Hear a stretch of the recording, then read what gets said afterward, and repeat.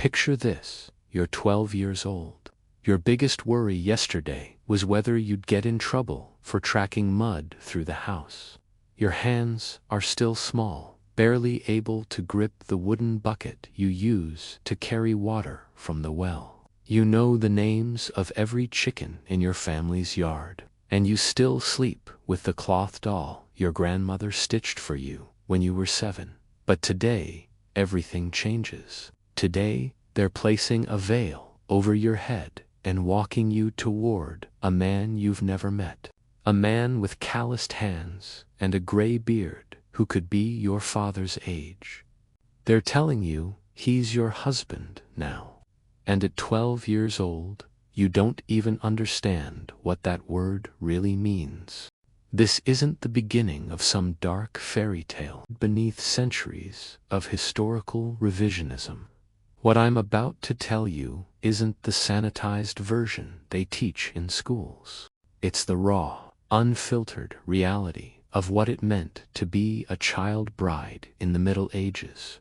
In this video, I'm going to take you inside a world where childhood ended not with graduation or sweet 16 parties, but with marriage contracts signed before a girl could even write her own name, where the Catholic Church itself declared that 12 was old enough for a girl to become a wife, not because she was ready, but because biology made pregnancy possible, where noble families traded their daughters like chess pieces, and peasant families sold them like livestock. This isn't just another history lesson about medieval customs. This is the story of how an entire civilization systematically destroyed the childhoods of half its population.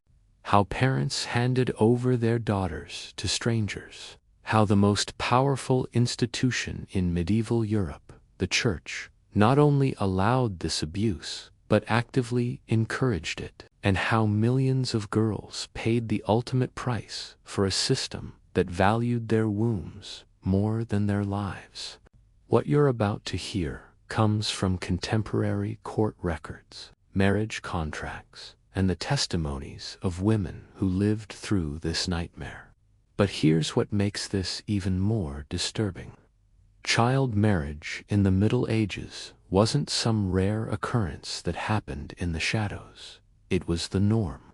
It was legal. It was blessed by priests and celebrated by communities. And the girls who suffered through it had no voice, no choice, and no escape.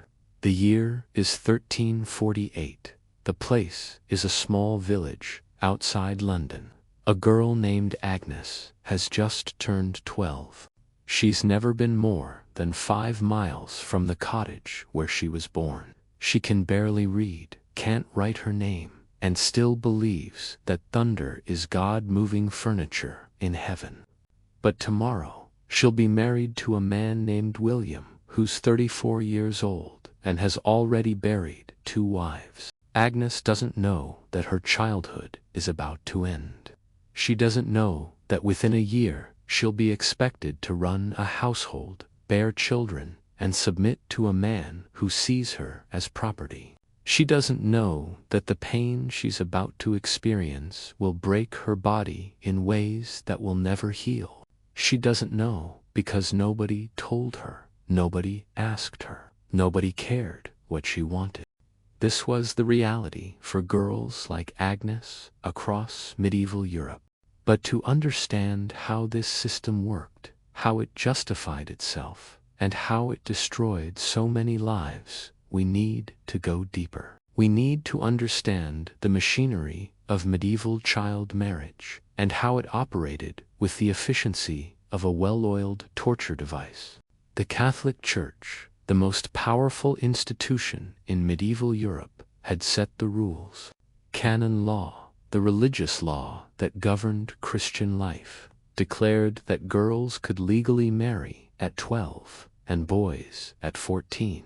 Not because 12-year-olds were emotionally mature or physically ready for marriage, as they could consent to what was happening to them, but because 12 was typically when girls began menstruation, and menstruation meant the possibility of pregnancy. That was it. That was the entire justification. A girl's body could potentially create life. Therefore, she was ready to be handed over to a man who would use that body however he saw fit. The church called it the age of consent, but consent had nothing to do with it. These girls weren't consenting to anything. They were being conscripted into a system that would consume their childhoods and, in many cases, their lives. Think about what 12 means today. 12 is middle school. 12 is still believing in Santa Claus and being afraid of the dark. 12 is having your biggest crisis be whether your crush likes you back or if you'll make the soccer team. But in medieval Europe, 12 was the age when girlhood died. The wedding ceremony itself was a grotesque parody of celebration. Picture little Agnes standing in the village church, her small frame dwarfed by the wedding dress that belonged to her mother. The priest, speaking in Latin she doesn't understand, asking her to make promises she can't comprehend. Her new husband, William, standing beside her like a giant, his rough hands reaching for hers as she trembles. The villagers watch and smile. They bring gifts. They sell.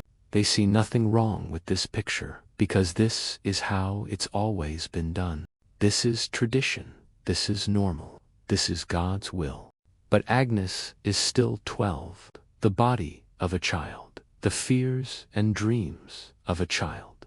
And tonight, she'll be expected to share a bed with a man who could be her father. Tonight, her childhood will end, not with a gentle goodbye, but with violence that will mark her for life. Now, let me be clear about something.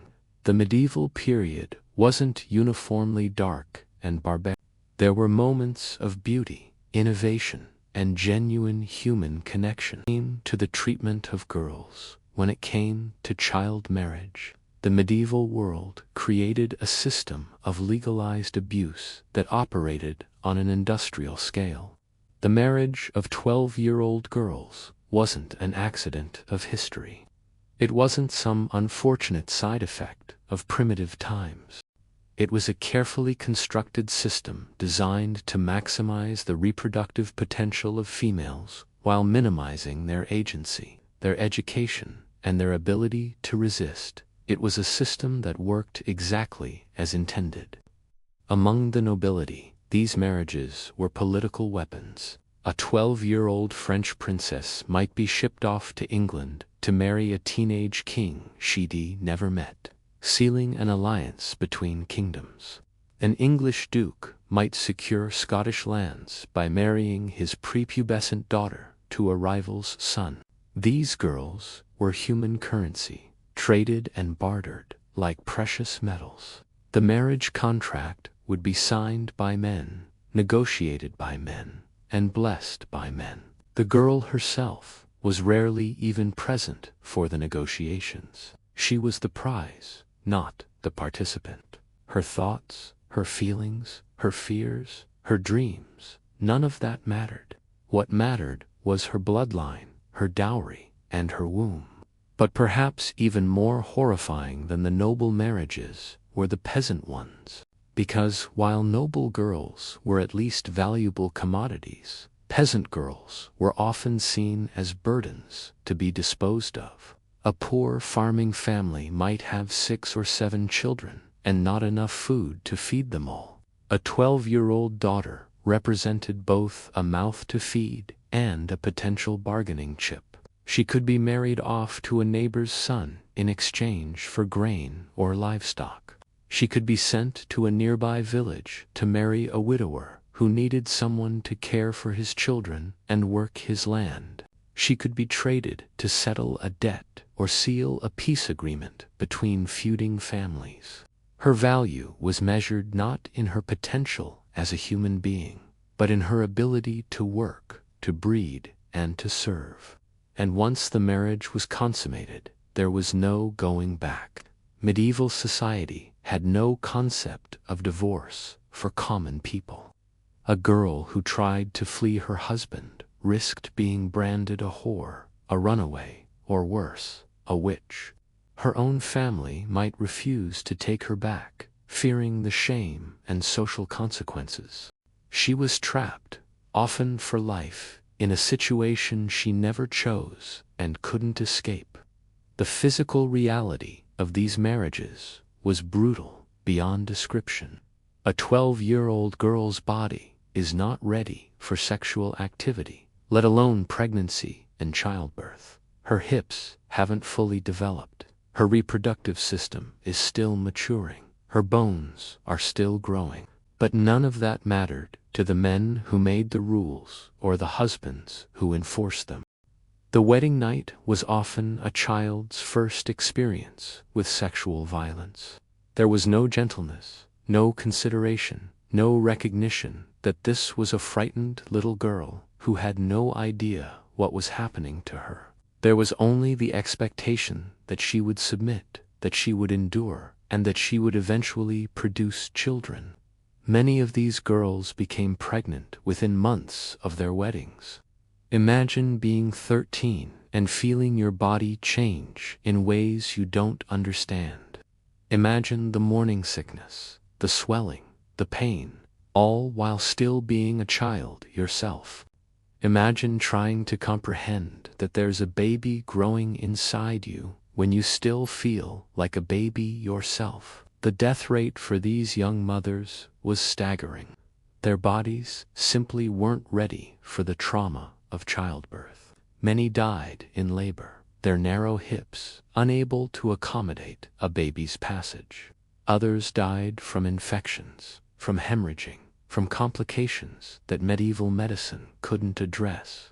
Those who survived often suffered permanent damage, injuries that would plague them for the rest of their lives. But here's what makes this even more heartbreaking. Even as these girls were dying in childbirth, even as their bodies were being destroyed by pregnancies they never wanted, the system continued. Because the death of a child bride wasn't seen as a tragedy.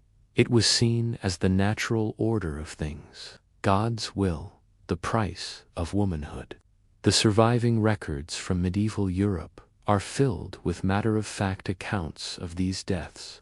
A 12-year-old girl dies in childbirth, and the record simply notes that her husband is now free to remarry.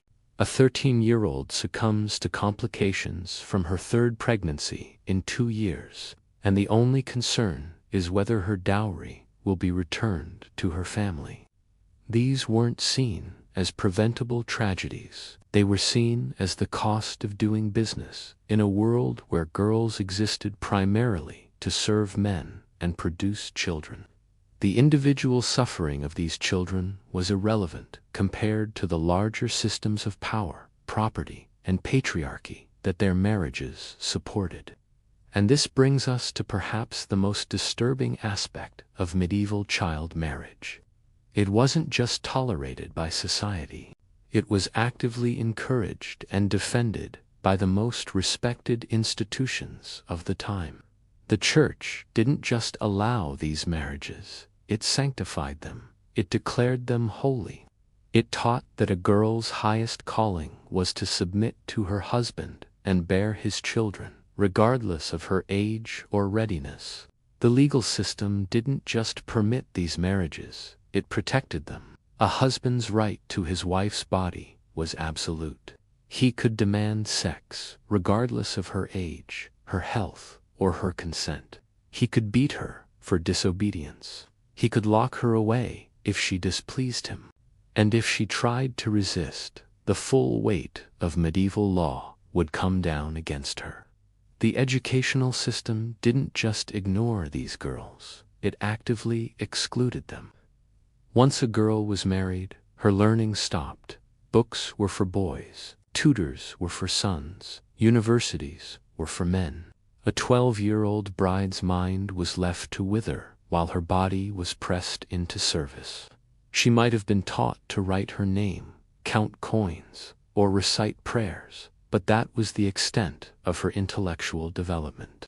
Think about what this meant for these children at an age when their brains were still developing, when they should have been learning about the world, exploring their interests, discovering their talents. They were instead locked into a role that demanded nothing from their minds and everything from their bodies. Their potential was sacrificed on the altar of medieval tradition. The daily reality for these young wives was grinding, relentless labor. Agnes, our 12-year-old bride, would wake before dawn to milk the goats and feed the chickens. She'd fetch water from the well, her small arms straining under the weight of heavy buckets. She'd prepare meals for her husband and his family, often going without food herself if supplies were short. She'd clean the cottage, tend the garden, and care for any children from her husband's previous marriages. All of this while her body was still growing, still changing, still desperately trying to complete its own development. And if she was pregnant, which she likely would be, within months of marriage, she'd do all this work while battling morning sickness, swollen ankles, and the constant fatigue that comes with carrying a child when you're still a child yourself. The psychological damage was immense. These girls had no time to develop a sense of self, no opportunity to discover who they were beyond their roles as wives and mothers. They were defined entirely by their relationships to men, first as daughters, then as wives, eventually as mothers of sons.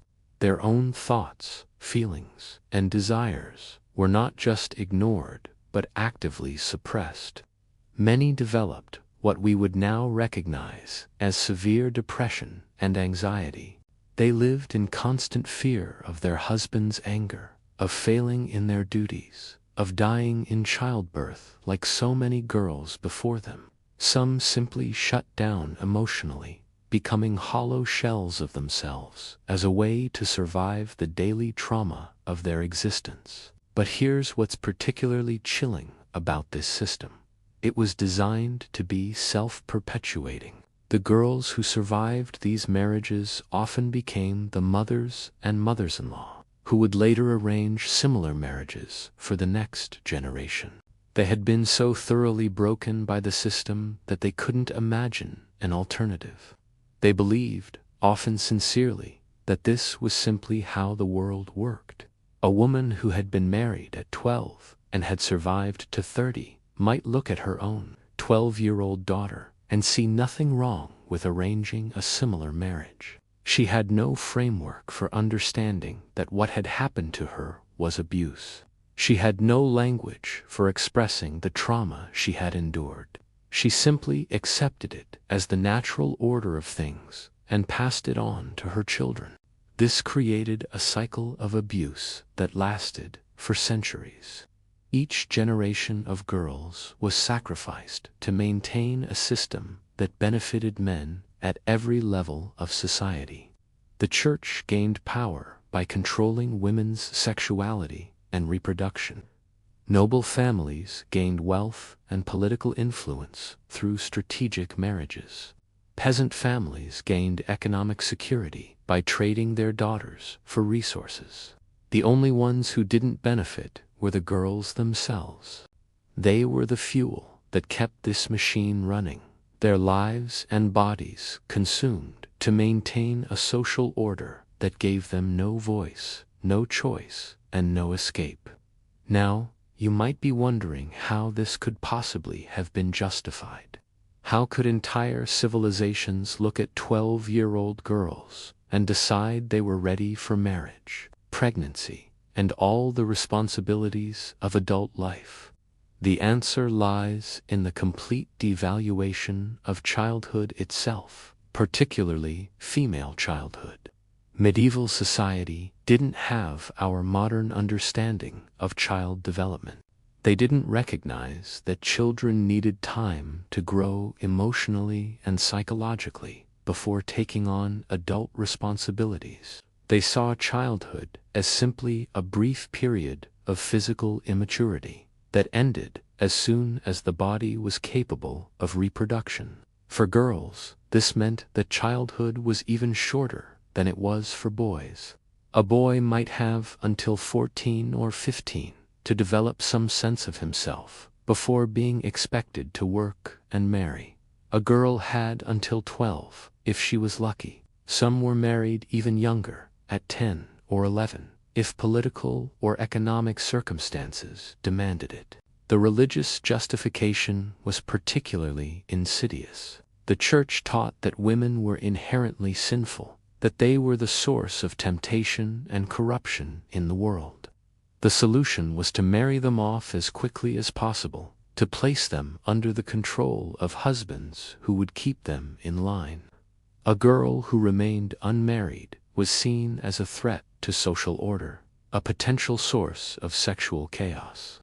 This theological framework made child marriage not just acceptable, but virtuous. By marrying off 12-year-old girls, society was protecting them from sin and ensuring they fulfilled their God-given purpose as wives and mothers. The fact that these girls might suffer, might die, might never reach their full potential as human beings was irrelevant compared to the supposed spiritual benefits of early marriage. The legal framework was equally twisted. Under medieval law, a married woman had no legal identity separate from her husband. She couldn't own property, sign contracts, or make decisions about her own life. She was, in legal terms, a piece of property that had been transferred from her father to her husband. And if she was 12 years old, she was a piece of property that had barely learned to think for herself. This legal invisibility meant that the abuse these girls suffered was literally invisible to the law. A husband could beat his 12-year-old wife, force her to work until she collapsed, or demand sex regardless of her physical condition, and none of it would be considered criminal. It was simply a man exercising his legal rights over his property. The economic incentives were perhaps the most powerful force driving this system. In a world where most people lived on the edge of starvation, where a bad harvest could mean death for an entire family, children were both a blessing and a burden. A 12-year-old daughter represented a mouth to feed, but also a potential source of wealth through marriage.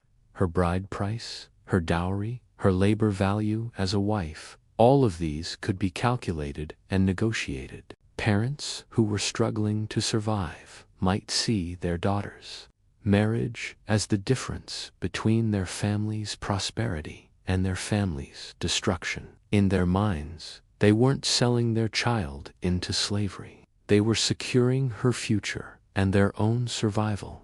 But the girls themselves had no say in these calculations. They were commodities being traded in a market they didn't understand, for reasons they couldn't comprehend. Their own wishes, fears, and dreams were completely irrelevant to the adults making decisions about their lives. The geographical spread of this practice was staggering. From the castles of England to the villages of France, from the Italian city-states to the Germanic kingdoms, child marriage was the norm across Christian Europe. The specific customs might vary, the ceremonies might differ, but the fundamental reality was the same. Girls were married off as children to serve the interests of men. In some regions, the practice was even more brutal. In certain parts of medieval Europe, girls as young as 7 or 8 were betrothed, with the understanding that the marriage would be consummated when they reached 12. These children spent years living in limbo, knowing that their childhood had an expiration date that was rapidly approaching. The psychological trauma of this anticipation was immense. Imagine being 8 years old and knowing that in 4 years you'll be expected to share a bed with a stranger. Imagine trying to play with dolls and chase chickens while carrying the weight of that knowledge. Many of these girls never had a true childhood at all. They were simply waiting for their real lives to begin, not knowing that what awaited them was a form of living death. The international nature of noble marriages made the situation even more horrifying. A 12-year-old French princess might be shipped off to England or Spain to marry a boy she'd never met, leaving behind everything and everyone she'd ever known. She'd be placed in a foreign court, expected to navigate complex political relationships, all while being a child who just wanted to go home. These diplomatic marriages were celebrated as great achievements of statecraft. Kings and queens would congratulate themselves on securing peace through the marriage of their daughters, but the girls themselves were sacrificed on the altar of international relations, their childhoods traded for temporary political advantages. The system was so entrenched, so normalized, that questioning it was almost unthinkable. The few voices that did speak out were quickly silenced or ignored. The girls themselves had no platform, no education, no power to resist. Their suffering was invisible to history because they had no way to record it, no way to make their voices heard. The records that do survive paint a picture of systematic destruction that went far beyond individual tragedy. These weren't isolated incidents of abuse. This was an entire civilization organized around the consumption of female childhood. The machinery of medieval society, from the church to the courts to the family structures themselves, all worked together to ensure that girls would never have the chance to become women on their own terms. But perhaps the most haunting aspect of this system was how it destroyed not just individual lives, but entire generations of potential.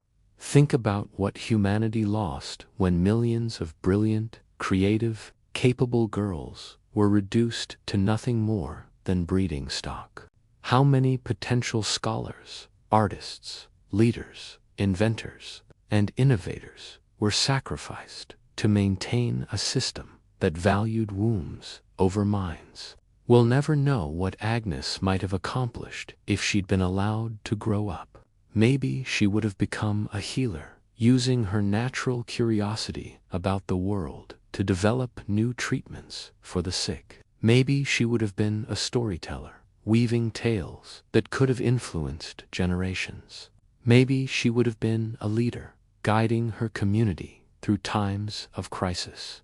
We'll never know, because at 12, all of that potential was crushed under the weight of a system that saw her only as a vessel for someone else's children. The ripple effects of this destruction extended far beyond the girls themselves.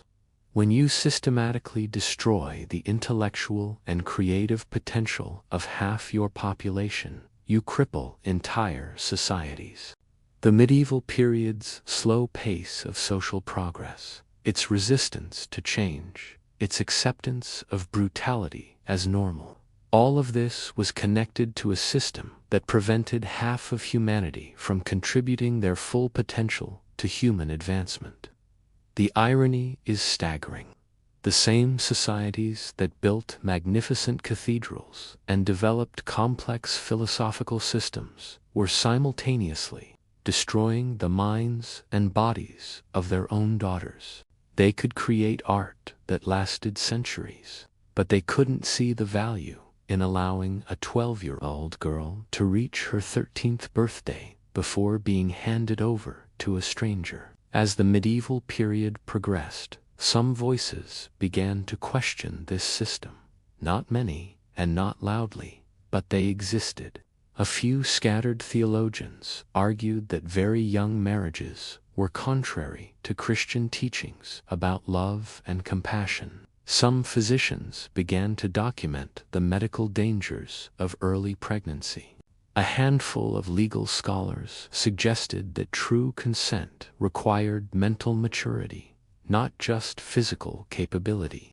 These voices were largely ignored, but they planted seeds that would eventually grow into broader movements for reform. The Renaissance brought new ideas about individual dignity and human potential. The Enlightenment introduced concepts of childhood as a protected period of development. The Industrial Revolution created economic conditions that made child labor less necessary and education more valuable. But change came slowly, painfully, and at great cost. For every small victory in protecting children, there were thousands of girls who continued to suffer under the old system. The machinery of oppression was too powerful, too entrenched, too profitable to dismantle quickly. Even today, in our modern world, with all our advances in human rights and child protection, the shadow of medieval child marriage still haunts us. According to current estimates, more than 12 million girls under 18 are married each year worldwide.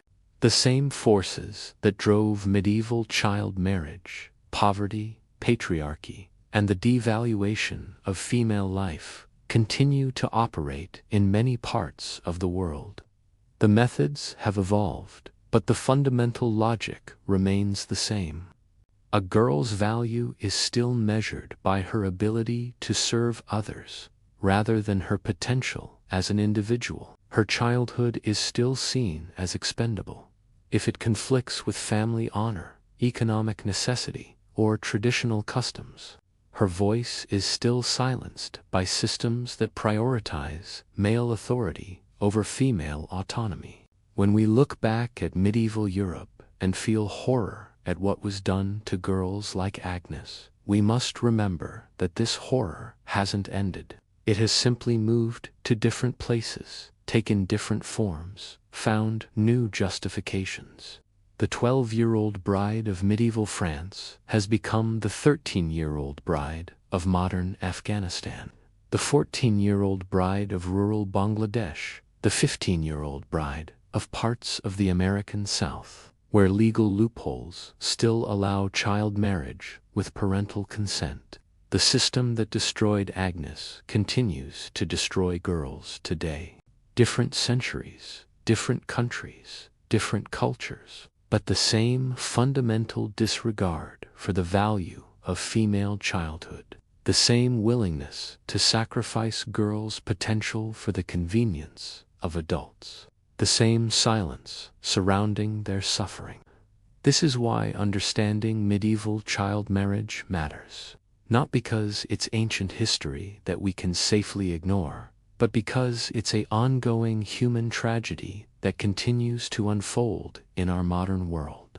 The girls who died in medieval childbirth are connected to the girls who died today from the same causes. The political and economic forces that drove child marriage in the Middle Ages continue to drive it in the 21st century. The story of medieval child marriage is ultimately a story about power. Who has it, who doesn't, and how it gets used. For centuries, adult men held all the power, and they used it to create systems that served their interests at the expense of children.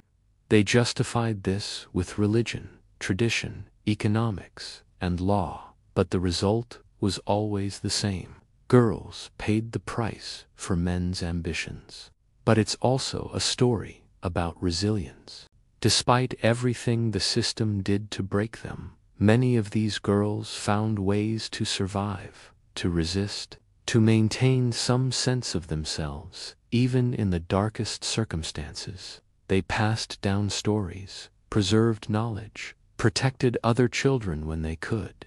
They found small ways to rebel against a system that demanded their complete submission. Some learned to read in secret. Some formed bonds with other women that sustained them through the worst times. Some found ways to delay or avoid pregnancies that would have killed them. Some simply endured, day after day, year after year, keeping alive the spark of humanity that their oppressors tried to extinguish. Their resistance wasn't dramatic or heroic in the ways we typically imagine.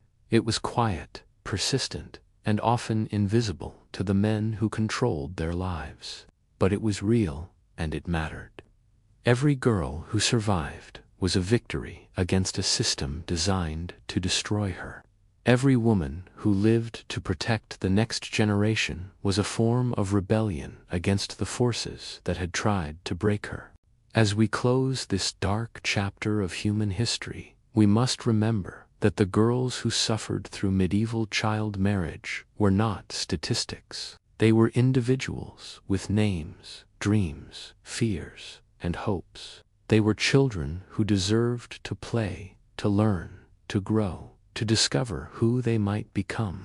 They deserved to have their childhoods protected, their potential nurtured, their voices heard.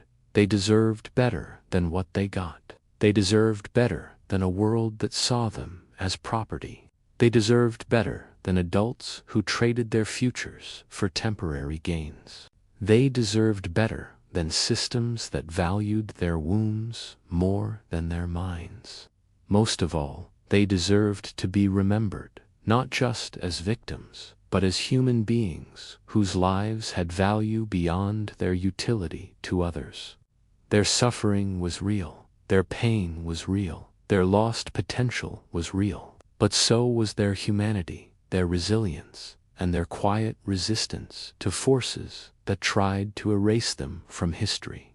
The medieval period ended centuries ago, but its lessons remain painfully relevant. As long as children anywhere in the world are still being forced into marriage, as long as poverty and tradition are still used to justify the destruction of childhood, as long as girls are still valued more for their ability to serve than for their potential to lead, the story of medieval child marriage is not finished.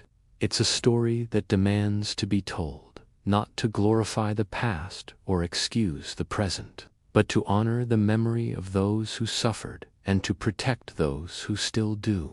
Because until every girl in the world is free to be a child, until she's ready to be an adult, until every girl's potential is valued and protected, until every girl's voice is heard and respected, the ghosts of medieval child marriage will continue to haunt us.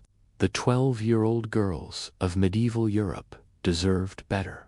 The 12-year-old girls of today deserve better. And it's our responsibility to make sure they get it.